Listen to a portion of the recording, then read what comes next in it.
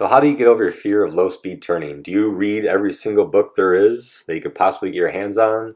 Do you watch all of my low speed cornering videos on YouTube, which are 44 videos? You can watch those things and you could read the books. However, none of it will make one bit of difference of your actual skill on the bike itself. You have to get out there and practice. Now I know my vest says this, it says set up and practice, but more people need to do both.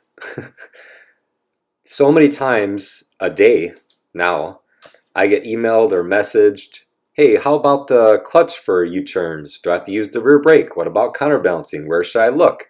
How fast do I turn my handlebars? Do I need to counter steer? Do I just lean? Do I need to counterbalance? Do I counter lean? All these questions will go away when you actually go out there and put in the work to practice. Now this is the most important thing. 5 to 10 minutes a day is better than 1 hour a week or something like that.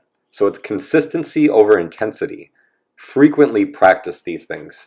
Every time you go get on your bike, you pass up a school or a park like this, just do a couple figure eights, 5-10 minutes, no problem, then go off on your ride.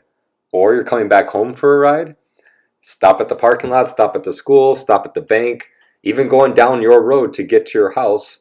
Well, before you go, there's no cars coming, do a couple U-turns. It doesn't take much to practice, but you actually have to do it. And you have to commit to actually trying. If you only put in half the effort, you're only going to get half the results.